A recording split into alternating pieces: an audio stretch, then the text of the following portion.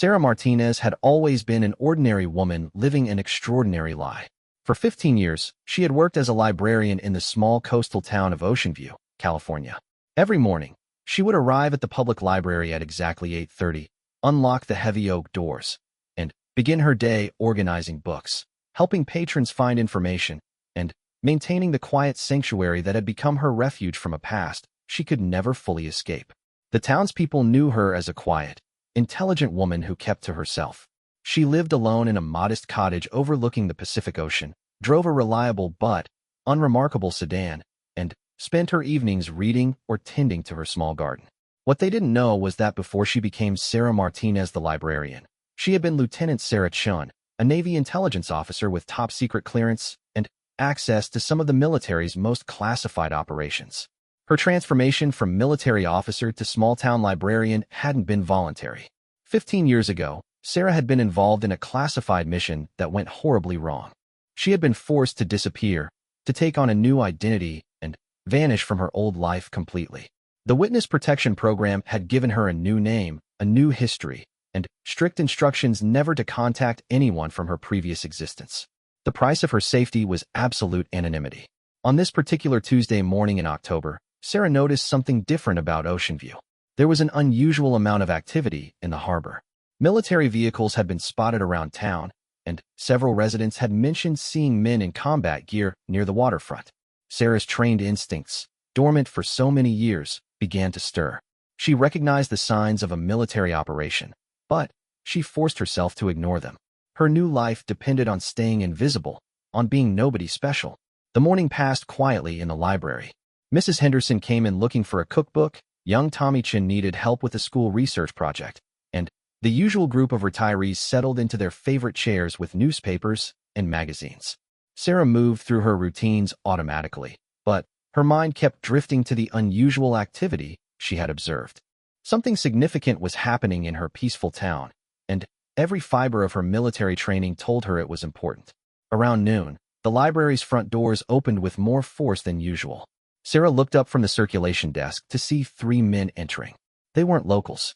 Everything about them screamed military, from their perfect posture to the way they surveyed the room upon entering. They wore civilian clothes, but Sarah could see the telltale signs of concealed weapons and communication devices. The man leading the group was tall and powerfully built, with steel-gray eyes, and the kind of presence that commanded attention without effort. Sarah's breath caught in her throat as she recognized the bearing of someone accustomed to absolute authority. This wasn't just any military personnel. This was someone very high up the chain of command. The 3 men approached the circulation desk where Sarah stood frozen, her hands gripping the edge of the counter. The leader stepped forward, and when he spoke, his voice was calm but carried an unmistakable authority. "Ma'am, we're looking for information about the local harbor area. We understand the library might have historical records or maps of the waterfront district." Sarah forced herself to breathe normally. This was a reasonable request.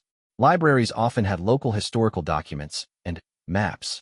She could help them without revealing anything about herself. She nodded professionally and gestured toward the local history section. "Certainly. Our local history collection is over there. We have maritime records dating back to the 1800s, including detailed harbor maps and shipping manifests. Is there a particular time period you're interested in?" The commander studied her face carefully as she spoke. Something about his expression made Sarah uncomfortable. It was as if he was analyzing her, looking for something beyond her words. She maintained her professional demeanor, but, internally, alarms were beginning to sound.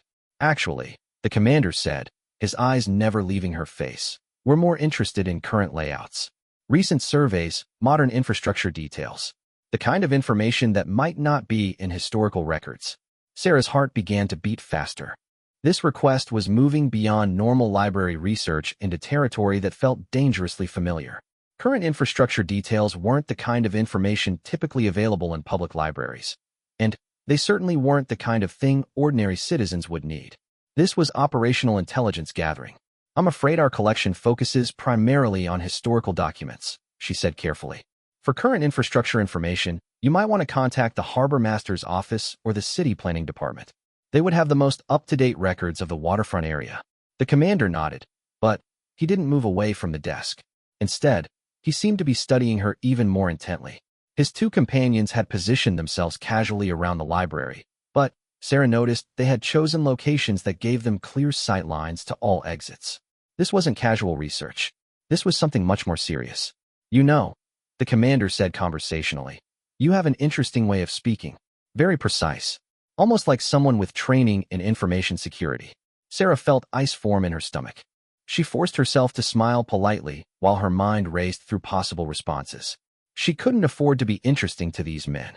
Her entire survival depended on being forgettable, ordinary, invisible.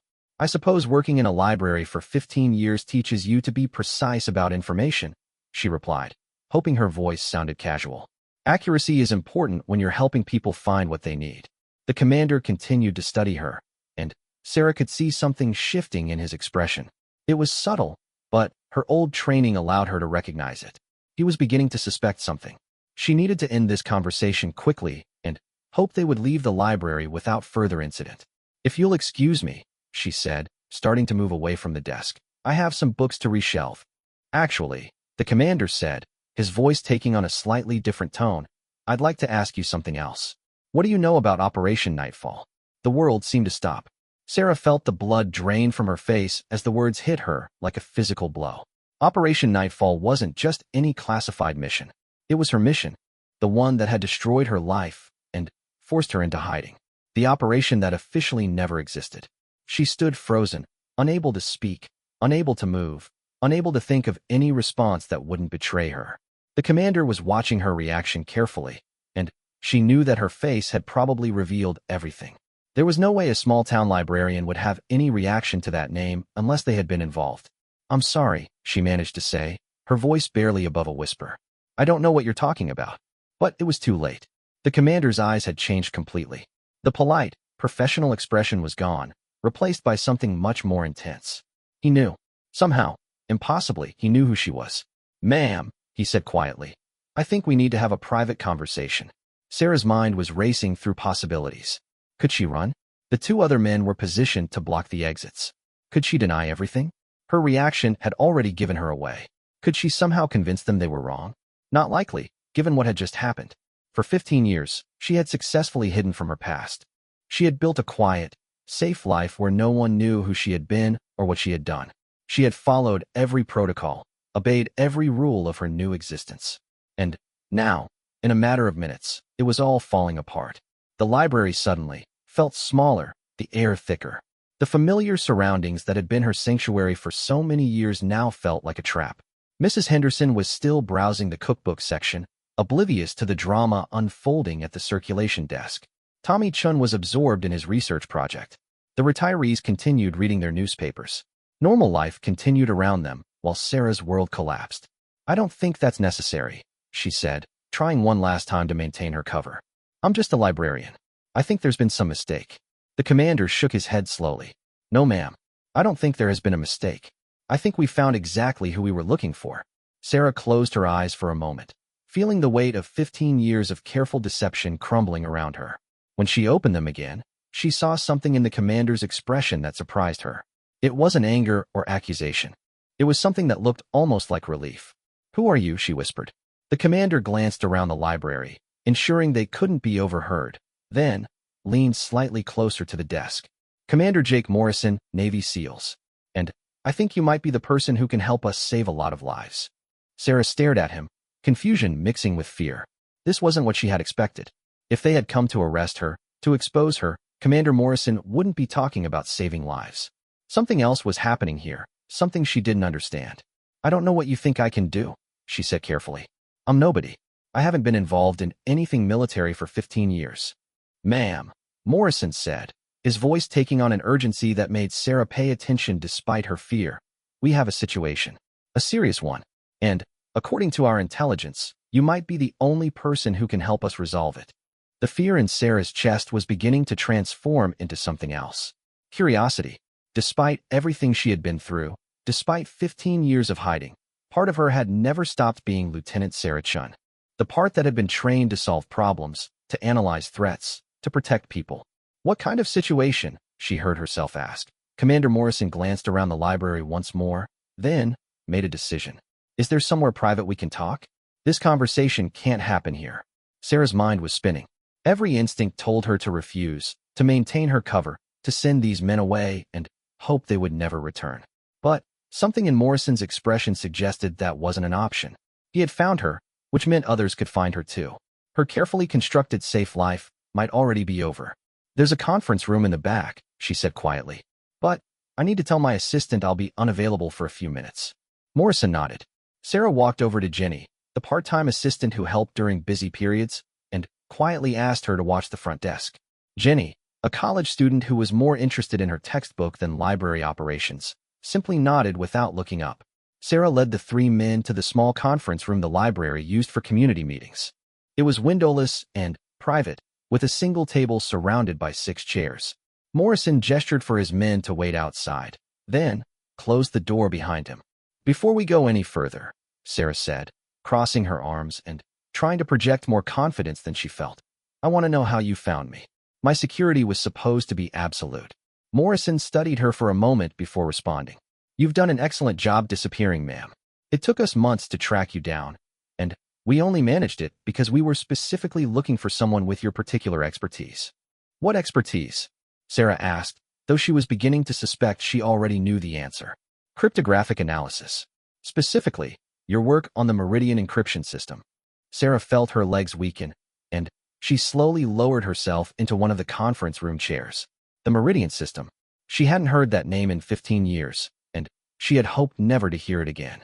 It was connected to Operation Nightfall, to everything that had gone wrong, and forced her into hiding. "The Meridian system was destroyed," she said carefully. "All records were supposedly eliminated after the operation failed." "Not all of them," Morrison replied grimly. "And that's our problem." He sat down across from her, his expression serious. 3 days ago, our intelligence networks detected unusual activity in several terrorist organizations. They've been communicating using a sophisticated encryption system that our current analysts can't crack. When our tech people finally managed to identify the base architecture, they realized it was built on Meridian protocols. Sarah shook her head slowly. "That's impossible. Meridian was never fully implemented. The operation was shut down before the system could be deployed." "We thought so too," Morrison said. "But apparently, someone managed to preserve enough of the core technology to rebuild it. And now it's being used by people who want to hurt Americans." The implications hit Sarah like a physical blow. The Meridian system had been designed as the ultimate secure communication platform for U.S. military operations. It was supposed to be unbreakable, using advanced quantum encryption principles that were years ahead of anything else available. If terrorists had access to that technology, they could coordinate attacks without any possibility of intelligence agencies intercepting their communications. "How bad is it?" she asked quietly. Morrison's expression grew even more grim. "Our analysts believe they're planning something significant. Multiple cells have been activated, and the chatter suggests a coordinated attack on U.S. soil within the next 72 hours. But we can't get any specifics because we can't break their encryption." Sarah leaned back in her chair, feeling the weight of the situation settling over her. "And you think I can help decrypt their communications?" "You designed the core algorithms," Morrison said. "According to the classified files we were able to access, you were the primary architect of the Meridian encryption protocols. If anyone can find a way to crack a system based on your work, it would be you." Sarah was quiet for a long moment, thinking. The Meridian system had been her masterpiece, the culmination of years of research into quantum cryptography and advanced mathematical theory. She had been proud of her work, believing it would give American forces an unbreakable communication advantage. But Operation Nightfall had changed everything. "Commander," she said finally, "there are things about Meridian and Operation Nightfall that you probably don't know. Things that explain why I've been in hiding for 15 years. Morrison leaned forward. "We know the operation was classified at the highest levels. We know it involved advanced encryption technology. And we know something went wrong that resulted in several casualties and the apparent destruction of the Meridian system. What we don't know are the details." Sarah took a deep breath. After 15 years of silence, the words felt strange in her mouth.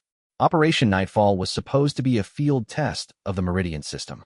We were providing secure communications for a joint operation between Navy SEALs and Army Rangers targeting a terrorist training facility in Afghanistan.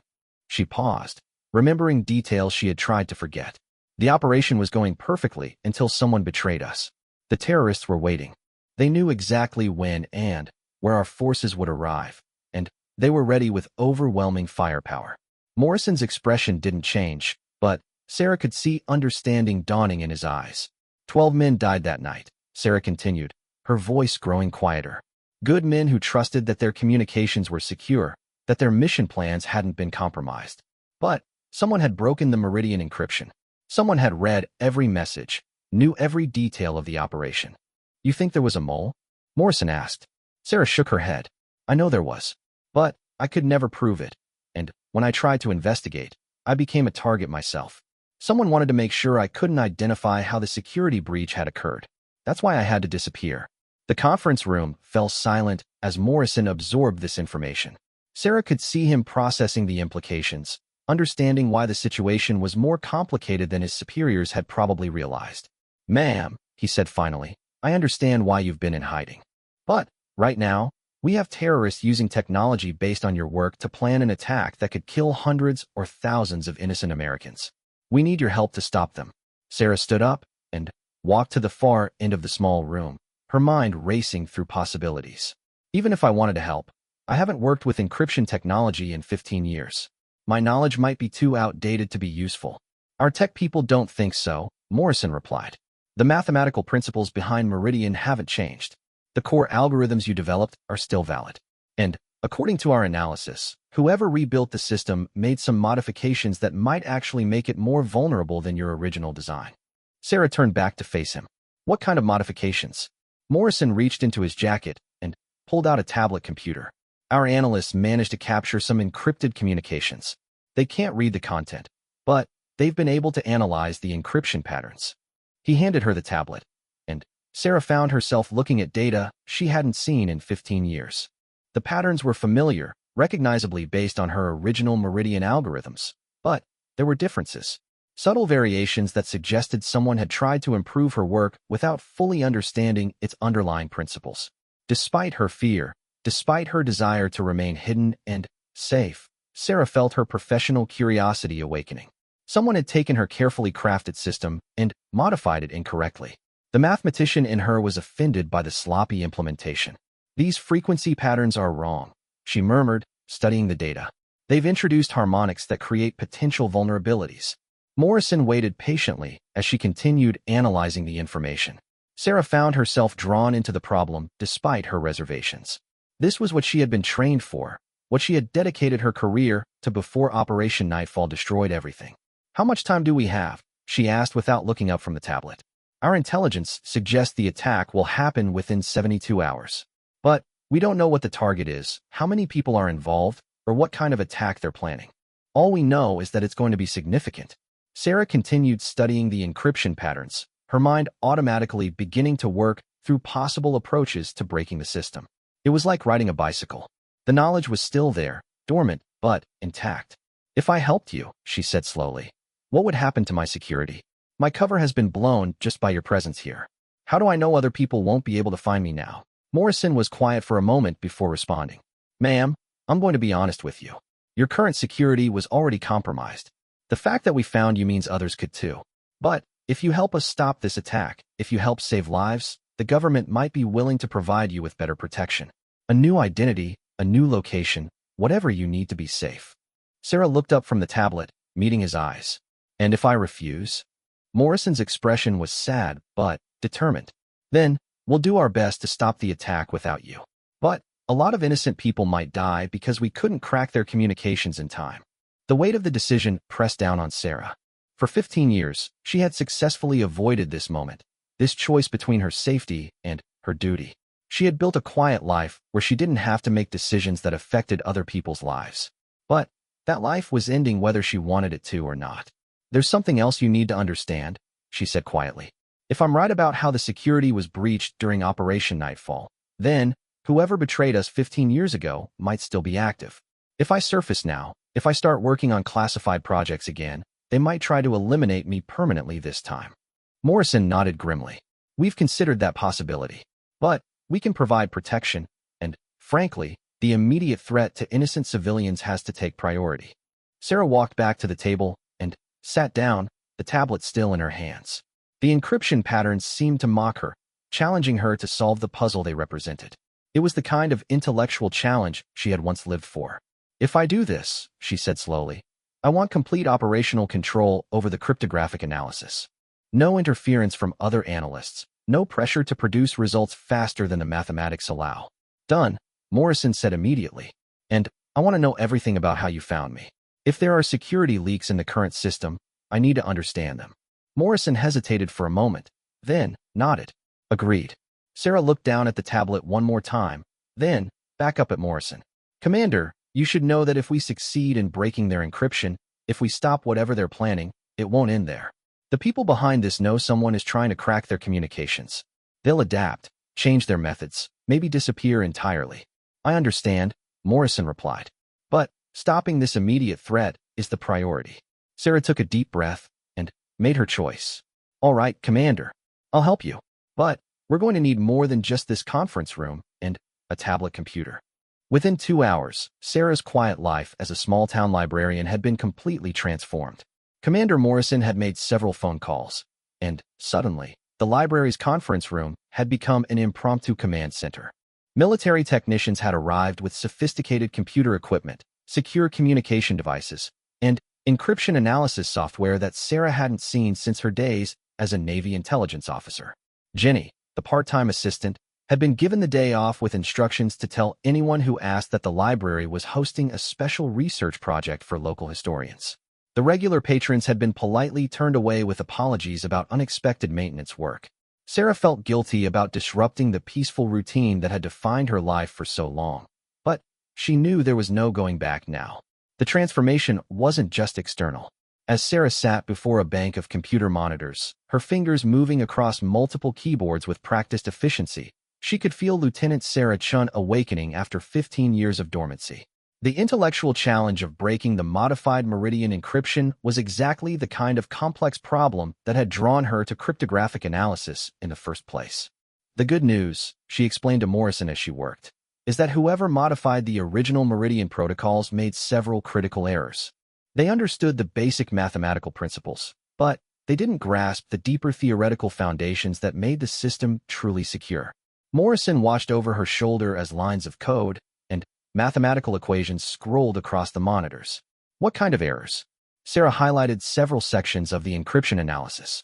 They tried to strengthen the system by adding additional layers of complexity, but they didn't realize that those additions created patterns that can be exploited. It's like adding extra locks to a door, but accidentally leaving a window open. The work was intense and mentally exhausting. Sarah found herself drawing on knowledge she hadn't accessed in 15 years, mathematical concepts, and cryptographic theories that had been buried beneath years of quiet library routines. But, as the hours passed, she began to see patterns emerging from the encrypted communications. I'm getting fragments, she announced late in the afternoon. Not complete messages yet, but pieces that are starting to make sense. Morrison leaned closer to the monitor. What kind of pieces? Sarah pointed to several decoded segments. Location references, timestamps, and what appears to be confirmation codes for different operational units. The partially decoded information painted a disturbing picture. Multiple teams were involved in whatever was being planned, and they were coordinated across several different cities on the West Coast. The attack wasn't going to be a single event, but rather a series of coordinated strikes designed to maximize impact and chaos. Commander, Sarah said, her voice tense with concentration, we need to get this information to your analysts immediately. Even these partial intercepts suggest something much larger than a single terrorist attack. Morrison was already on his secure phone, relaying the preliminary findings to his superiors. Sarah could hear pieces of the conversation, and the urgency in the responses told her that her analysis was confirming intelligence agencies' worst fears. As evening approached, Sarah managed to crack another layer of the encryption. Suddenly, complete messages began appearing on her monitors, and the true scope of the planned attack became clear. Oh my God, she whispered, staring at the decoded text. Commander, you need to see this. Morrison rushed back to her workstation and read the messages over her shoulder. The color drained from his face as he absorbed the information. The terrorists weren't planning conventional attacks. They had somehow acquired military-grade explosives and were targeting critical infrastructure points across California, Oregon, and Washington. The coordinated strikes were designed to cripple power grids, communications networks, and transportation systems across the entire West Coast. This isn't terrorism, Sarah said quietly. This is an attempt to create widespread chaos and economic disruption. If they succeed in hitting all these targets simultaneously, the entire regional infrastructure could collapse. Morrison was already back on his phone, this time speaking directly to his commanding officers at the highest levels. Sarah could hear the tension in his voice as he relayed the intelligence, and she could imagine the frantic activity that was probably erupting across multiple government agencies. But as she continued working to decode more messages, Sarah noticed something that made her blood run cold. Buried in the communications traffic was a reference that she recognized, a code name that she hadn't heard since Operation Nightfall. "Commander," she said, her voice barely above a whisper, "we have a bigger problem." Morrison ended his phone call and came back to her workstation. "What is it?" Sarah pointed to a specific line in one of the decoded messages. "This code name, Architect. I know what it refers to." Morrison studied the text. "What does it mean?" Sarah's hands were trembling slightly as she explained. During Operation Nightfall, Architect was the code name for whoever was feeding information to the terrorists. The mole who betrayed our operation and got those 12 men killed. The implications hit Morrison immediately. "You're saying the same person who compromised Operation Nightfall is involved in this current attack?" Sarah nodded grimly. "Not just involved. According to these messages, the Architect is coordinating the entire operation. This isn't just about stolen encryption technology. Someone with high-level access to classified information is actively helping these terrorists plan their attack." Morrison was quiet for a moment, processing this information. "If you're right, that means someone in our own government or military hierarchy is committing treason on a massive scale." "It's worse than that," Sarah said, continuing to analyze the communications. "The Architect isn't just providing information. Based on these message patterns, they're actually directing the operation. This person knows our response protocols, our security procedures, our standard countermeasures. They're not just helping the terrorists, they're teaching them how to defeat our defenses." As if to confirm her fears, another decoded message appeared on her monitor. This one contained detailed information about federal response procedures for infrastructure attacks, including the locations of backup command centers and emergency communication protocols that were supposed to be highly classified. "Commander, whoever the Architect is, they have access to information that's restricted to only the highest levels of government. This isn't some low-level mole. This is someone very senior, someone trusted with critical national security responsibilities." Morrison's phone rang again, and Sarah could hear heated discussions in the background. The intelligence she was providing was creating chaos in government circles as officials tried to understand how their security had been so thoroughly compromised. But Sarah was beginning to see an even more disturbing pattern in the communications traffic. "Commander, I think I know why they rebuilt the Meridian system." Morrison looked up from his phone conversation. "What do you mean?" Sarah had been analyzing the metadata associated with the encrypted messages, looking for patterns that might reveal more about the terrorist organization. What she found was far worse than she had expected. "The communications aren't just between terrorist cells," she said slowly. "Some of these encrypted channels are connecting directly to government communication networks. The Architect isn't just sending information to the terrorists, they're integrated into their command structure." Morrison ended his phone call and stared at her. "Are you saying government officials are communicating directly with known terrorists using this system?" Sarah nodded, feeling sick as the implications became clear. The modified Meridian system wasn't designed to help terrorists communicate among themselves. It was designed to allow high-level government officials to coordinate with terrorist organizations without leaving any traceable evidence. The conference room fell silent as both of them absorbed the magnitude of what Sarah had discovered. This wasn't just a terrorist attack planned with inside information. This was a coordinated effort involving active collaboration between terrorist organizations and corrupt government officials at the highest levels. "How high does this go?" Morrison asked quietly. Sarah continued analyzing the communication patterns, tracing the routing of encrypted messages through various network nodes. "I can't identify specific individuals yet, but based on the communication patterns and the level of classified information being shared, we're talking about people with cabinet-level access or higher." Morrison's secure phone rang again, and this time Sarah could hear shouting on the other end of the line. The intelligence was creating panic among government officials as they realized the scope of the betrayal. "Sarah," Morrison said, using her first name for the first time, "we need to find out who the Architect is." Can your analysis identify the source of these communications? Sarah was already working on that problem, using advanced network analysis techniques to trace the origins of the encrypted messages. It's going to take time. The routing is deliberately complex, designed to hide the true source. But there are ways to analyze the underlying patterns. As she worked, Sarah began to realize that her decision to help Morrison had put her in an incredibly dangerous position. If the architect discovered that someone was successfully decrypting their communications, they would certainly try to eliminate the threat. And this time, Sarah wouldn't have the luxury of simply disappearing into witness protection. "Commander," she said without looking up from her monitors, "when this is over, assuming we survive it, I'm going to need more than just a new identity.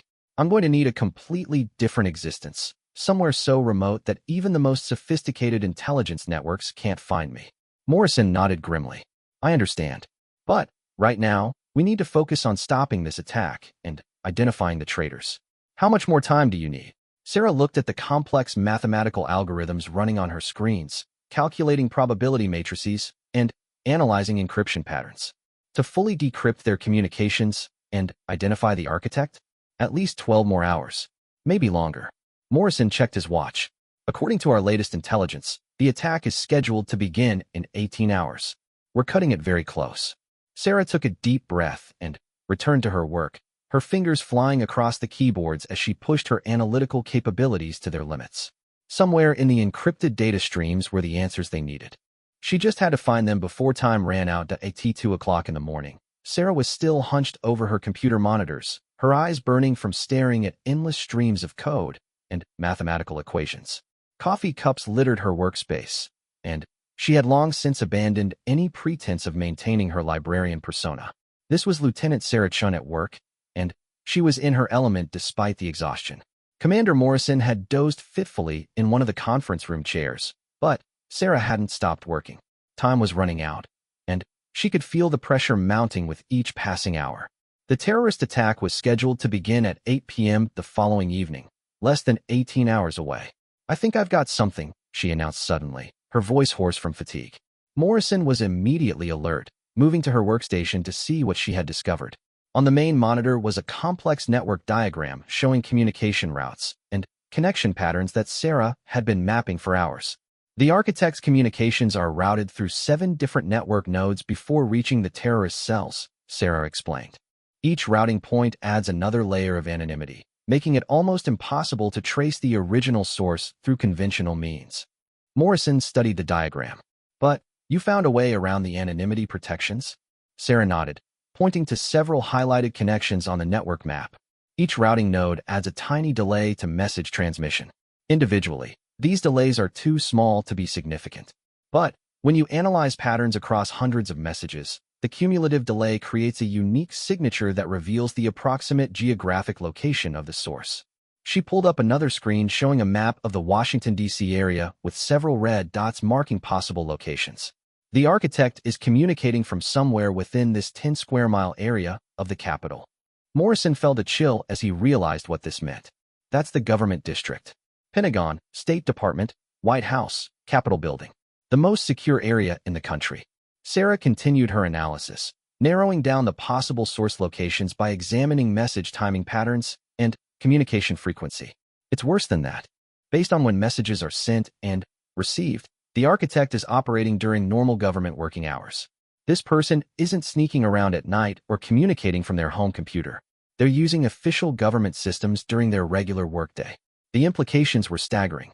Whoever the architect was, they had such high-level access that they could coordinate with terrorist organizations using government resources without fear of detection. They were protected by their position, their security clearance, and the trust placed in them by the American people. "Can you narrow it down further?" Morrison asked. Sarah was already working on that problem, analyzing the technical characteristics of the communication signals to determine what kind of equipment was being used. The signal characteristics suggest military-grade encryption hardware, not the kind of thing you can buy commercially. This is sophisticated equipment that's only available to very senior officials. She pulled up a list of government facilities that had access to that level of encryption technology. The list was surprisingly short, including only the most secure installations and highest-level command centers. "Commander," Sarah said quietly, "I think the architect is operating from either the Pentagon the White House Situation Room, or one of the classified command centers used by the intelligence agencies. Morrison stared at the screen, trying to process the enormity of what Sarah was suggesting. You're talking about someone at the cabinet level or higher. Someone with direct access to the president and the highest levels of national security decision-making. Sarah nodded grimly. And that person has been systematically betraying classified information to terrorist organizations for at least 15 years. Operation Nightfall was just the beginning. As dawn approached, Sarah made a breakthrough that changed everything. She had been analyzing the content of the decrypted messages, looking for patterns in the language and communication style that might provide clues about the architect's identity. Morrison, she said urgently, look at this. She had isolated several messages that contained specific technical references and military terminology. The language patterns were consistent across all of the architect's communications, suggesting a particular educational background and professional experience. Whoever this person is, they have extensive knowledge of special operations procedures, cryptographic protocols, and intelligence analysis. But, more importantly, they use very specific technical terminology that's associated with particular military schools and training programs. Morrison studied the highlighted phrases. What kind of training programs? Sarah was already cross-referencing the language patterns with databases of military educational institutions and specialized training courses. The terminology suggests someone who went through advanced intelligence training at either the Naval War College or the Army Command and General Staff College, probably within the last 20 years. The search parameters were beginning to narrow significantly. They were looking for someone with senior-level government access, military intelligence background, and specific educational credentials. The pool of potential suspects was getting smaller. But, as Sarah continued her analysis, she discovered something that made her heart race. Buried in one of the architect's messages was a reference that she recognized, a specific operational code that had been used during Operation Nightfall. Commander, she said, her voice tight with tension, I know who the architect is. Morrison leaned over her shoulder to see what she had found. On the screen was a decoded message that contained a reference to Omega Protocol, a classified emergency communication procedure that had been used during Operation Nightfall. Only 5 people knew about Omega Protocol, Sarah explained. Myself, the operation commander, 2 intelligence analysts, and the mission oversight officer from the Pentagon. Morrison was quiet as he absorbed this information. The operation commander and the 2 intelligence analysts were killed during the mission? Sarah nodded, which leaves only 2 people who could be using that reference. Me and... She trailed off, suddenly, understanding the full scope of what she was facing. The architect wasn't just some random government official who had been corrupted by terrorist organizations.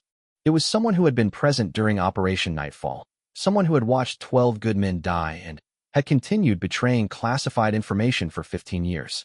Who was the Pentagon oversight officer? Morrison asked. Sarah's hands were trembling as she accessed classified personnel records that she hadn't looked at in 15 years. When the name appeared on her screen, she felt the world shift around her. Deputy Secretary of Defense Thomas Brennan, she whispered. Morrison stared at the screen in shock. The Deputy Secretary of Defense is coordinating terrorist attacks against American infrastructure? Sarah continued reading through Brennan's personnel file, and the pieces began falling into place. He had been present for the planning of Operation Nightfall. He had access to all the classified communications systems. He had the authority to move freely through the most secure government facilities. And he had been in position to betray every classified operation for the past 15 years. It makes sense, she said quietly. During Operation Nightfall, Brennan was the one who insisted on using the Meridian encryption system for the mission communications. He claimed it was necessary for operational security, but he was actually ensuring that he could monitor everything and pass information to the terrorists. Morrison was on his secure phone, but Sarah could see the struggle on his face. How do you report that one of the highest-ranking officials in the Department of Defense is actively coordinating terrorist attacks? Who can you trust with that information when the corruption reaches such high levels? Commander, Sarah said urgently, there's something else. According to the communication patterns, Brennan isn't working alone. The message routing suggests at least 2 other high-level sources providing information to the terrorist network. Morrison ended his phone call and looked at her with grim determination. How much time do we have before the attack begins? Sarah checked her computer's clock display. 14 hours. Can you identify the other sources in that time? Sarah was already working on the problem, analyzing communication patterns and cross-referencing message timing with government schedules, and meeting records. I'll need access to more classified databases, personnel records for senior officials, and communication logs from secure government facilities. Morrison nodded. I'll get you whatever access you need. But, Sarah, you understand what we're up against here. If we're right about this, we're not just fighting terrorists. We're fighting people at the highest levels of our own government. Sarah saved her work and looked up at Morrison. Commander, there's something you need to understand. If Brennan realizes that someone has cracked their encryption system, if he figures out that I'm alive and working on this, he'll do everything in his power to stop us. And, with his level of access, that could include military assets. Morrison's expression was grim. What are you saying? Sarah stood up and walked to the small window of the conference room, looking out at the peaceful streets of Ocean View. Her quiet life as a librarian seemed like a distant memory now. I'm saying that we're not just racing against time to stop a terrorist attack. We're racing against the clock before one of the most powerful men in the Defense Department realizes that his security has been compromised and decides to eliminate us permanently. At 6 o'clock in the morning, with only 14 hours until the planned terrorist attack, Sarah's makeshift command center in the library conference room had become the focal point of a shadow war within the highest levels of the American government. Morrison had established secure communication links with a small group of military and intelligence officials who were known to be beyond reproach, but they were operating in complete secrecy to avoid alerting Deputy Secretary Brennan and his conspirators. Sarah had spent the night identifying the other sources in the terrorist communication network. Through painstaking analysis of message patterns, timing correlations, and communication routing, she had uncovered a conspiracy that reached into the CIA, the NSA, and the Joint Chiefs of Staff. At least 4 senior officials were actively collaborating with terrorist organizations, providing classified information and coordinating attacks against American infrastructure. The scope of this is beyond anything we imagined, Sarah told Morrison as she displayed the results of her analysis. They're not just planning to cripple the West Coast infrastructure. This attack is designed to create enough chaos and economic disruption to justify implementing martial law and suspending constitutional protections. Morrison stared at the evidence displayed across multiple monitors. You're talking about a coup attempt. Sarah nodded grimly. Think about it. If the entire West Coast electrical grid goes down simultaneously, if major transportation hubs are destroyed, if communication networks are crippled, the government would have justification for implementing extraordinary emergency powers. And guess who would be in charge of coordinating the federal response? Morrison understood immediately. Brennan and his allies would be the ones managing the crisis response. They could use the emergency to consolidate power and eliminate anyone who might threaten their control. Sarah had identified the specific targets that were scheduled to be attacked in less than 12 hours. The list was carefully chosen to create maximum disruption while providing justification for sweeping government intervention. Power plants, bridges, communication centers, and transportation hubs across California, Oregon, and Washington were all on the target list. The beauty of their plan, Sarah explained, is that it gives them plausible deniability. They can claim they're responding to a terrorist crisis while actually implementing a carefully orchestrated takeover of the federal government. But, as Sarah continued analyzing the communications, she discovered something that changed the entire situation. Hidden in the message traffic was information about a final phase of the operation that was scheduled to occur after the infrastructure attacks. Commander, she said urgently, there's more. The infrastructure attacks are just the first phase.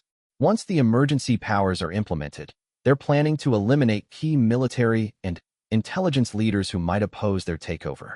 Morrison's blood ran cold as he read the decoded messages. A systematic assassination program was planned, targeting generals, intelligence directors, and congressional leaders who had the authority and capability to resist the coup attempt. They're planning to kill anyone who could effectively oppose them, Sarah continued, including the Joint Chiefs who aren't part of their conspiracy, several CIA and NSA directors, and approximately 20 members of Congress from both parties. Morrison was on his secure phone immediately, trying to warn the intended targets without alerting Brennan's network to their activities. But Sarah could see the impossible situation they were facing. How do you warn senior government officials that other senior government officials are planning to assassinate them without creating the very chaos that the conspirators wanted to exploit? Sarah, Morrison said after ending his phone call, my contacts are having trouble getting anyone to believe this. The idea that the Deputy Secretary of Defense is coordinating terrorist attacks seems too incredible for most people to accept. Sarah had expected this problem. That's exactly why their plan has been so successful for 15 years. Brennan and his allies are trusted figures at the highest levels of government. No one wants to believe that people in such positions of trust could be capable of such massive betrayal. But, as the morning progressed, Sarah made a discovery that gave them a crucial advantage. While analyzing the communication protocols used by the conspiracy, she realized that their modified Meridian system had a critical vulnerability that she could exploit. "Commander, I think I can do more than just decrypt their messages," she announced. "I think I can inject false information into their communication network." Morrison looked up from his stack of classified briefings. "What do you mean?" Sarah was already working on the technical implementation, writing code that would allow her to insert fabricated messages into the terrorist communication system. "If I can make them believe that their operation has been compromised, that law enforcement agencies are closing in on them, they might panic and abort the attack." It was a dangerous strategy. If Brennan and his allies realized that their communications were being manipulated, they might accelerate their timeline or implement backup plans that Sarah hadn't discovered yet. But, with only hours remaining before the attack, it might be their only option. "What kind of false information?" Morrison asked. Sarah outlined her plan. She would inject messages suggesting that federal agents were conducting raids on terrorist safe houses, that key operatives had been arrested, and that the entire operation was in danger of exposure. The goal was to create enough uncertainty and fear to convince the conspirators to delay or cancel their attack. "The risk," Sarah explained, "is that if they realize the messages are fake, they'll know someone has broken their encryption. And they'll know it has to be someone with very advanced cryptographic capabilities." Morrison understood the implication. "They'll know it's you." Sarah nodded. "Which means that whether this strategy succeeds or fails, my cover will be blown permanently. There won't be any more hiding from me after this." Morrison was quiet for a moment, considering their options. "What are the chances that the disinformation strategy will work?" Sarah analyzed the communication patterns and behavioral indicators she had observed in the terrorist messages. Maybe 60%. These people are professional and disciplined, but they're also operating under enormous pressure. The right kind of disinformation at the right time could convince them that the operation is too compromised to proceed. Morrison made his decision. "Do it." Sarah began implementing her disinformation plan, carefully crafting false messages that would appear authentic within the terrorist communication network. She had to match the communication styles and terminology used by the actual operatives while creating believable scenarios that would justify aborting the attack. The first fake message suggested that federal agents had raided a safe house in Seattle and discovered explosive materials. The second indicated that a key operative in Los Angeles had been arrested and might be providing information to authorities.